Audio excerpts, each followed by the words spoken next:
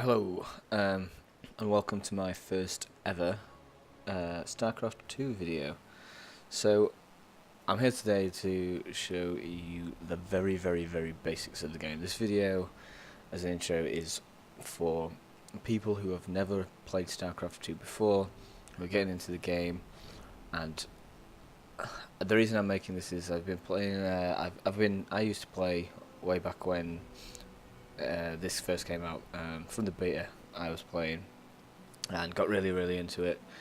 Got up to masters. I was playing at reasonable level, and then I started working. That was after uni, during uni, and after I finished uni, and then finished uni, and I,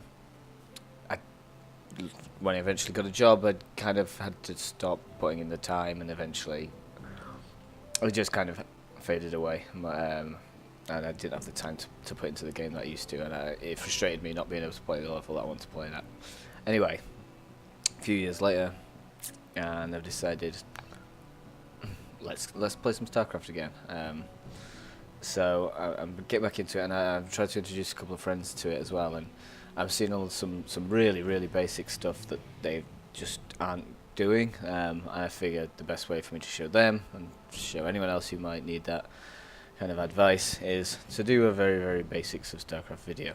So that's what this is. If you have played, 50 games and are in silver, gold, this is probably still below you. There may be some little bits that you can get out of this, but this is really aimed at the people that are just starting out in the Starcraft kind of careers, so to speak. So first thing I'd say is some basic settings that we need to make sure that we're getting right. So if you come into the options menu, first of all, graphics. So you can see how old my rig is here. Some basic graphics settings. You want to put everything on low by default. I believe there is something that you can leave on a higher one that actually gives you an advantage in certain situations. Well, that used to be the case anyway. I'm not sure if it is anymore. But if you're playing this game to play multiplayer, to play and to win, you just set everything to low. It's just the easiest way to set it up. Everything will run smoothly. There's actually advantages in terms of when units are in certain terrain. They're easier to see when you're on the low settings. There's a few advantages. Off the top of my head, I can't actually remember all of them. And I'm sure there was one setting that you actually didn't leave on low, but it could have changed by now. To be honest, anyway, this was in 2010, 2011, so that may not be the case anymore. But I would say just put everything on low, play it on low if you're playing this game to win. I changed this when I'm playing if I play the campaign, but when I'm playing multiplayer, just hit low, and just put it on. It will benefit you, I promise you. The other things to note in gameplay, again, because this is so far back, I can't actually remember what settings are default and what are not. But let's just go through what I know here. So this back in the day didn't used to. I think it started as selected or maybe as none. You want show flyer helper to be on always.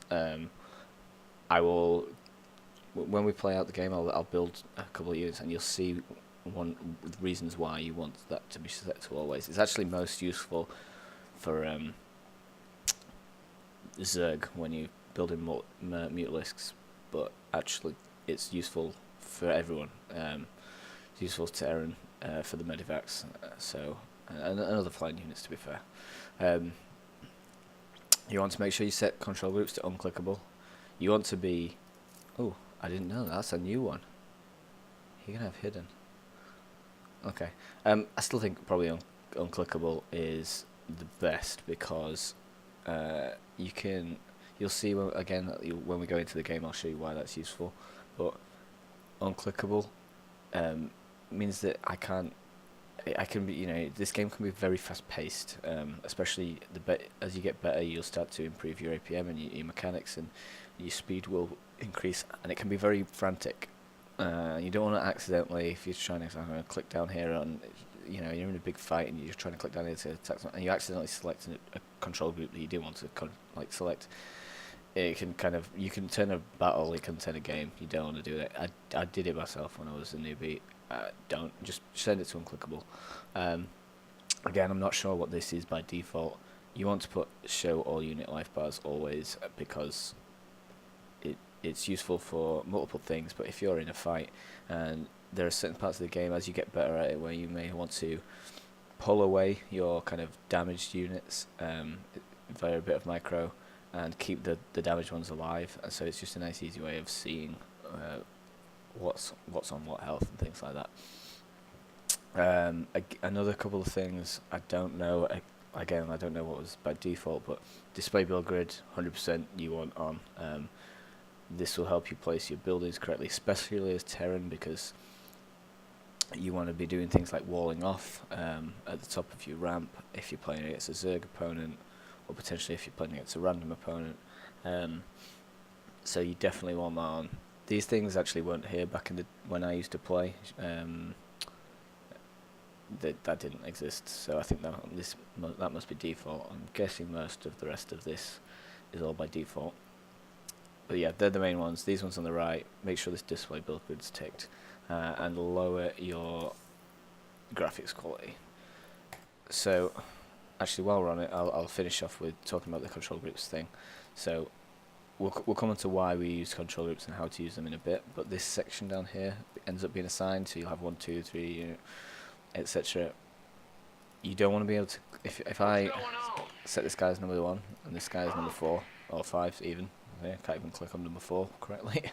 I don't want to be able to like trying to click down here and accidentally select guy number 1, like because I've clicked it.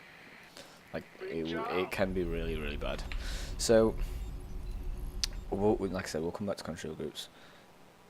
If we get onto hotkeys first of all, before we get onto control groups, every kind of action in the game has a hotkey associated with it. You can see down here, to build an SCV, because I play on the standard setup, build an SCV is S. There is also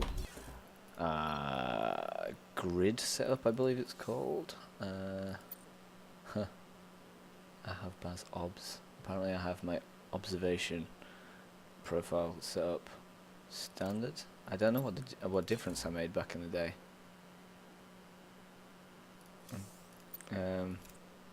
I should probably just leave it on standard. But anyway, yeah, there's a grid setup as well that's meant to be really useful. So, yeah, here you go. So you just use the kind of the keys that are in the kind of close vicinity to where you would rest them normally when gaming. Unfortunately, I kind of mechanically trained myself to use standard before I knew anything about grid. So I have to use this. I can't get away from it, unfortunately. Like, I wish I could. I wish I could use grid. This looks so good. Unfortunately, I have to move my hand all across the keyboard because things like, well, Colossus is easy. I know on Zerg there's some odd ones. Infester, where's that? That's H, isn't it, to build? Oh, okay. And Infestation Pit. Where do you see what build is? I would have thought it would have shown it. I don't want to edit anything by accident here either. Okay, so here you can see it kind of so like Ultralisk, you have to go all the way up to U, and which, well, at least that one makes sense, I suppose. They kind of have addressed it. Most of them are across to this left side. I don't know how you get onto the buildings. That would have been useful. Anyway, I'm sure like Infestation Pit is like I, is it, or something like that. And Ultralisk Cavern is like H, or I don't know. It's all over the place, or maybe that is U as well. Either way, there's some dodgy ones that are not particularly easy to get to, and you end up moving your mouse all over the joint. It's just easiest to. Oh, there you go. There's one. It's a P. There's evolve newtized carapace. Like, I have to basically take my hand off where I want it to be, go across the board, because I don't have particularly large hands, and hit P, and then go back with my hand to where it is. So if you can get this grid setup going, get it going from the start, mechanically train your hand to use that, you will be thankful for it. Oh, I actually left it. I'm going to put that to standard. Okay. So that's the basics of hotkeys. You want to always be using your hotkeys. You don't want to be clicking down here ever, like ever. S is build your SCV in standard setup. I don't know if it's Q in. Yeah, so I think the grid actually aligns to here. So whatever's in the top left will always be Q. I think that's right. And W E R. I'm pretty sure that's right. And then T over here, which I think is move. I think it's attack move when you're playing in grid. Anyway, so yeah, you want to be hitting your keys on your keyboard. I don't know if you can hear that in the background. I'm hitting my key to build my worker. Really important to do that. Again, when you select your SCV, this kind of is going to be more focused on Terran. But I am actually playing an easy AI, so I should probably actually build some things so I don't just die, because that would be embarrassing. But yeah, you want, like, when you're building things for your work, you want to be hitting B for build, and then S for supply depot, C for command center, etc. It's all on here. You need to train yourself to use these. You don't want to be clicking build. So you don't want to ever be doing that. Even like then, I didn't escape with it. Like you see that you get used to hitting the escape button, rather than actually clicking on this. I don't need to do it because I'm playing against a Terran, but we'll come back to walling off and what that means and how it's useful. Yeah, so there I hit B to build barracks, or B to build, and then C to build command center. This kind of thing. This is what you want to be doing. You don't want to be touching this area. I think I've stressed that enough. Onto control groups. Control groups are again really important. They are how you should be controlling your army, controlling scouts, controlling caster units, all this kind of stuff. You need to be able to quickly jump between these different types of units. I can't build a Reaper because I have no gas. And you want to you want to be using it not just for your units like I have here, but you want to be using it for your buildings. So the way I do it is, you can feel free to do it any way you want, but I have my command centers on 4, which actually I wish I'd trained myself to have on 5 and move up from 5. But again, that's something I've mechanically trained myself to do, and I can't seem to get away from. Command center upgrade complete. And then I have my barracks on 5, factories on 6, and starports on 7. The only thing I don't actually do, and I probably should, is I'm just gonna have to try and hold this without dying, because that would be really bad.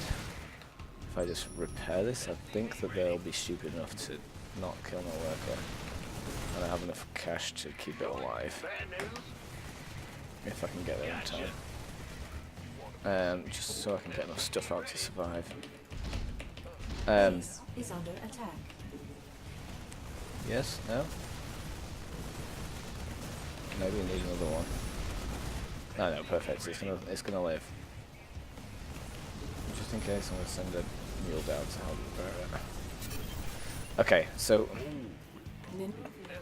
yeah, so you can see here. So I tend to set my command set as 4, and then this allows you to just hit 4, and then hit SS, or at the start of the game when you just have one command center, just hit S to build an SCV, and you can hit SS if you have 2. If you have one time for every building you have. Again, with your barracks, I just hit 5, and then I can hit A to build a marine, or D to build a marauder, and when you've got 3, you can go kind of.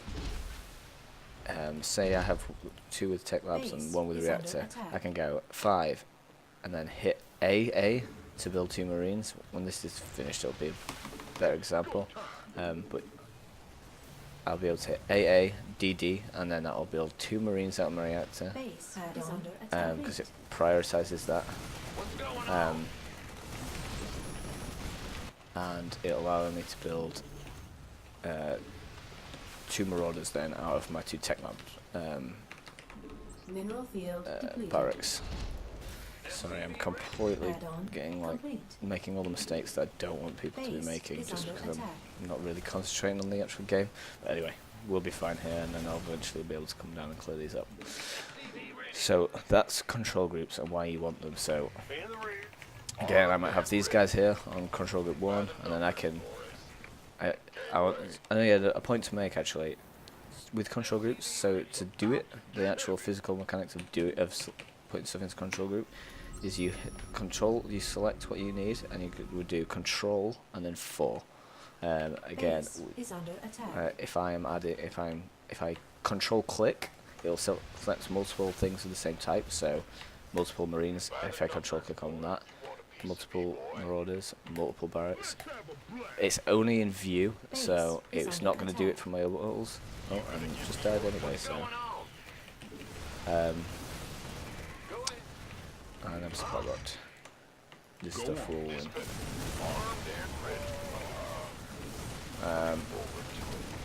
Go away. Research Leave me to do my complete. tutorial. Bad news? Yeah, so if you control click, you select all the units of a type, and then you control also is the button to. If you press control 1, that makes now all my Marines, because I control clicked them before, they're now control group 1. If I shift click on my Marauders, Don't leave me hanging. oh no, shift clicking on a single unit adds that unit to your selection. If I then shift and hit 1, that adds the newly selected units to that control group. So I can grab these 2, press shift 1, and they're now part of that control group. Again, Research these 2 complete. guys aren't part of it Mineral currently. field depleted. This is my control group 1. If I grab them 2, shift 1, then hit 1, move over here, they're now part of that control group, and they're going to move with them. I'm on it. Armed and ready. So that's what I do with my control groups. I tend to have 1 as my main army, and then 2 as things like drops that might be going into my opponent's base, or my scout, or like a Reaper early game, and 3 is another set of drops or something else. I wish I'd started on 5, to be honest with you, because that would allow me to have just that extra group for my army based control groups. Another thing that some people do, I have my factories on 5,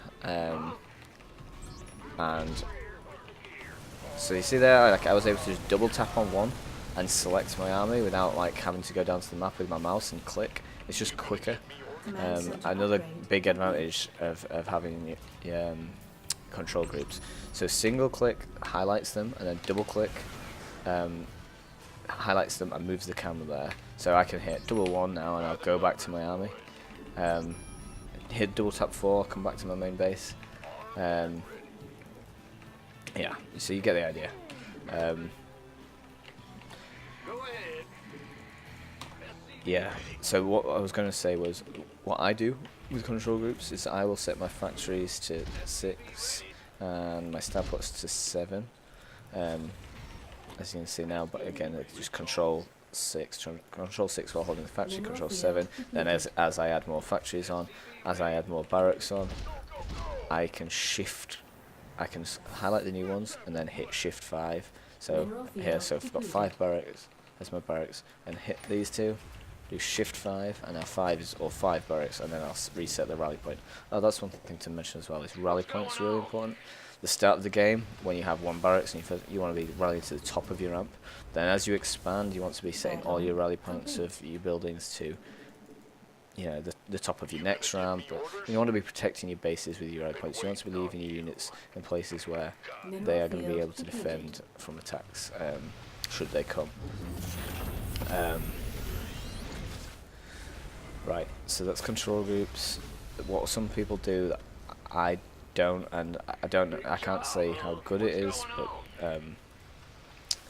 it looks reasonable to me. I don't know. I don't know. There's probably some disadvantages to it as well, but some people will just have everything on 5, or say 5 as an example. But so they'll have 5 for the barracks, and then what did I? And then shift 5 for when they build the factory. Shift 5 when they build the starport. The advantage of this is all of your rally points come together. If I don't have him flying, all of your rally points go to the same place, and you can, build your units, and then you can tab to the next type. So then it'll go to factory, and then tab again. It'll go to starport. So if you're doing Marine Marauder Medevac, you can hit 5. You can go AA, DD, hit tab, complete. and then hit DD again, and you've built all your units. We'll come back onto kind of the ways of building units and stuff, but yeah, you want to be using hotkeys, and that's one easy way of doing it. Personally, I do my barracks on 5, starport on 7, and then I go 5. Oh, I don't want to be rallying my things there. 5, and then I can build my units. 7, build my medevacs. That's the way I do it. But yeah, you can use whichever suits your kind of style. So that's control groups. So another thing that I don't think I would have to explain, but apparently I did when I found out playing with my mate who hadn't played before. He was moving across the map and just moving in, like he'd click over here and just move into the army, and all of his units would get obliterated, because if you just move with right click, if you come into kind of contact with enemies, they will just carry on running like blindly until they reach the spot that you've clicked. So that's not obviously good if you do. Here you can see here, like, my guys aren't attacking, they're just running around getting murdered. You don't want to do that. So come back across here. Come on, guys. Another advantage actually is medivacs will heal. If you attack move, so this is what you want to do. If you're moving across the map, you want to attack move. And you see now, as soon as they come into contact with the enemy, they'll start attacking rather than just getting murdered and running around and just getting shot at. They actually attack back. So I could have my army over here, and I could just kind of hit, right, I want to get my guys to move across the map, so I'm going to move up here, and I would press A, or I think it's T in grid, and then click up here, and then I can just start doing stuff around my base and knocking around, making sure I'm doing stuff, making sure my upgrades are going, doing all the important stuff, building supply depots, all that kind of good stuff. And I can trust that if my guys come into contact with anyone, you want to keep an eye on your mini map, of course, and keep an eye for enemies on there, but if you come into contact with anyone, they'll at least start fighting, and then you can, you get somebody will shout something at you, and your enemies are under attack, and you'll be able to double hit one, if that's your control group, and you're straight back in the action. But at least they've already started fighting and not halfway, destroyed already. So yeah, control groups. Again, like I was saying before, I might have put some guys in here and have them on 2, and then I can kind of go to drop in the back of the base while I've got my main army over here, and I can be controlling this army, and then I can hit 2 and make sure my drop's going okay, hit 1, double hit 1 should I say, come back over to my army, make sure that they're fine, okay, double hit number 2, make sure that they're not getting destroyed, things like that. Then come back, double hit 4, build some, make sure my works is going fine, 5, 7. And again, another good thing of having control groups is if you're fighting over here, you get an opportunity, you can kind of go 5, A, D, D, D, A, D, D, D, come back to your army, hit 7, D, D. Like, it's easy to just kind of do things without, heading back to your base, so to speak. You can do it just from out in the battlefield. I re-rallied my points wrong. Anyway, so yeah, that's control groups. I've definitely said enough about that now. Another couple of bits and bobs. A useful thing for when you're early in the game, when you're scouting, and when you are Upgrade. Actually, a good example of why what I was going to talk to you about is queuing. An example of why this is good is you can be. I won't use this guy. I'll use one of these guys. If I send this guy off to build this supply depot, so BS, I can then shift. If I hold shift, it's another thing that shift does. I can click back and it'll queue up that command to do it next. So one good advantage of this is being able to make workers go and build a supply depot and know that they're going to go back to mining after they've finished. There's multiple ways that this is useful. One way is early game when you're scouting. If you have a scout, you should be scouting early with like one of your workers around the time you build your supply depot. You want to be sending out somebody to check what the opponent's doing. When you do that, you want to be sending him around the base, but there's going to be points when you're not looking at him. Now, early on, when you're not particularly quick at the game, and he's coming for my workers,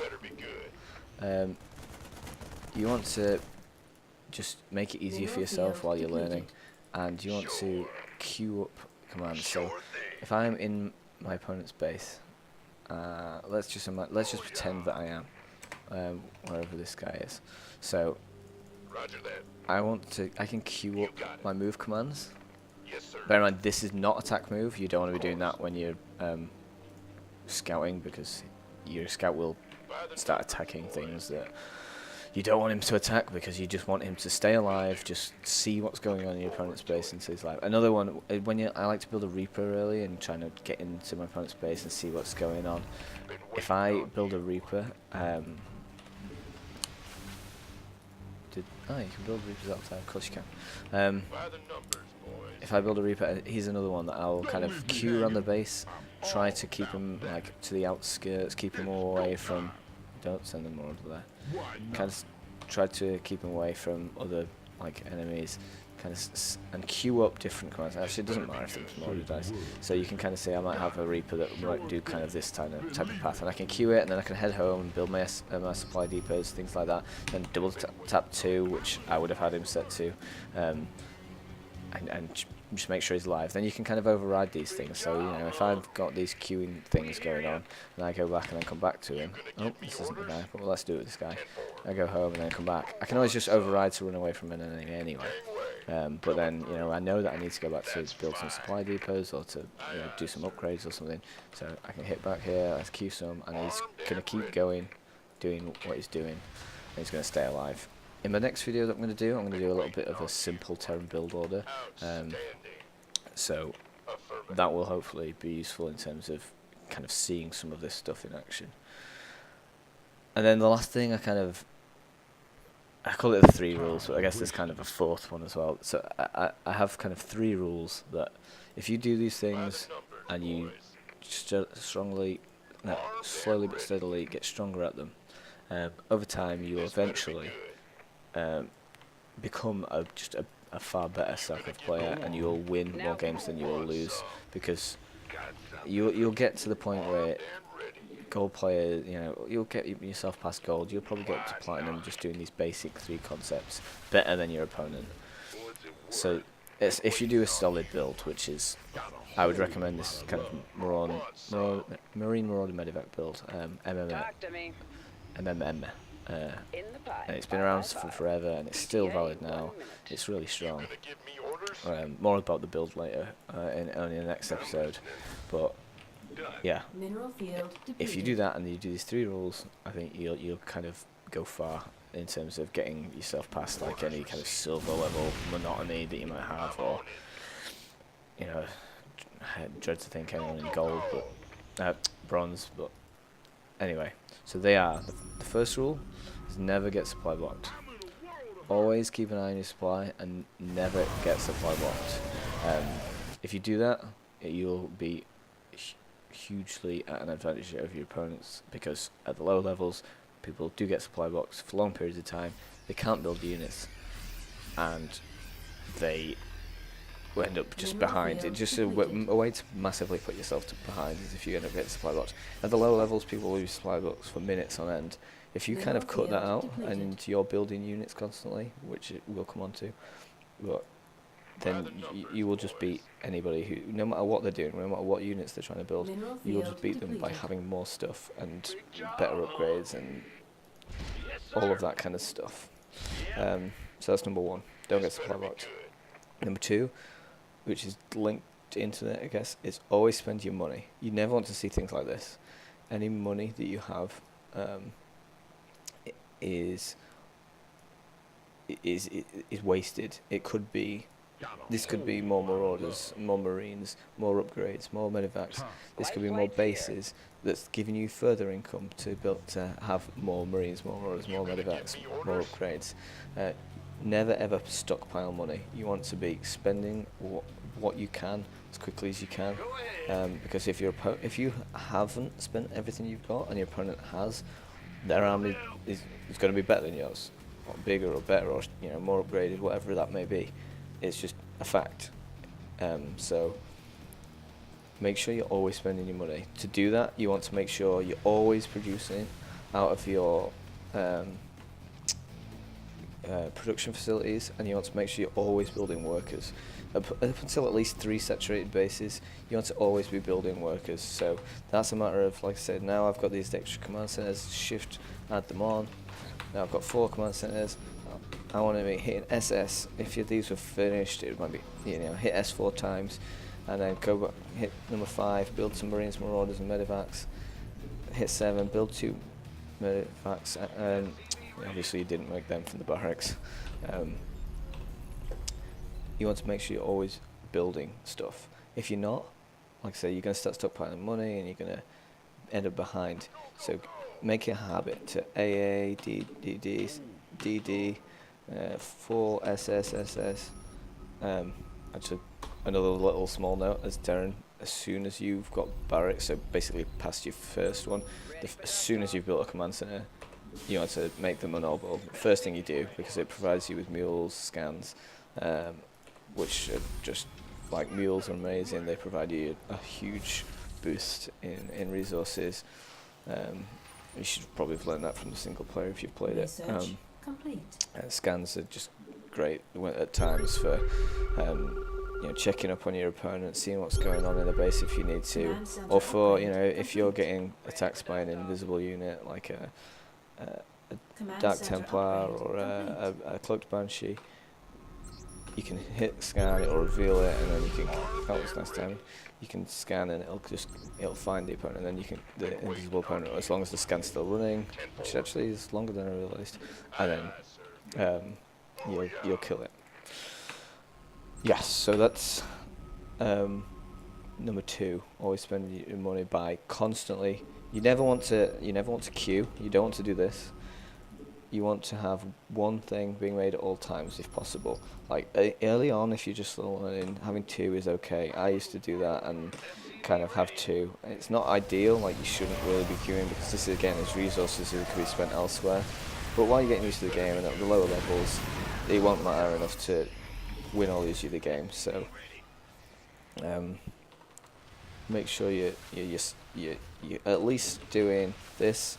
But if not, you want to, like, I would let people off for having kind of this kind of look of 2 things building, or 4 with a reacted barracks.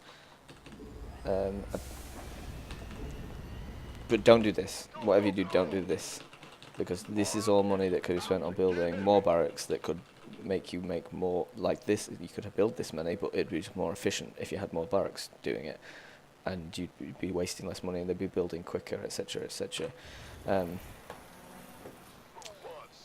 So yeah, so don't queue, spend your resources. That's number 2, and then number 3. What was number 3 again? So I've gone through supply. I've gone through this. Oh, so this is number 4. Is I say there's 3, but there's kind of a 4th one. This 4th one's a bit smaller. Just always keep an eye on your minimap. It's a hard thing to do, and like even the pros get caught out with it sometimes, not seeing things on their minimap. But you want to be checking your minimap with your eyes every few seconds, kind of make it part. You almost kind of rotate through a series of actions in this game. So you'll kind of check the kind of the way I do it is kind of I do it logically like this. I'll like kind of look at the map, then 4, build my SCVs, 5, do this, kind of glancing at the map as I'm doing it. 7, doing this. You know, check for any upgrades that need doing.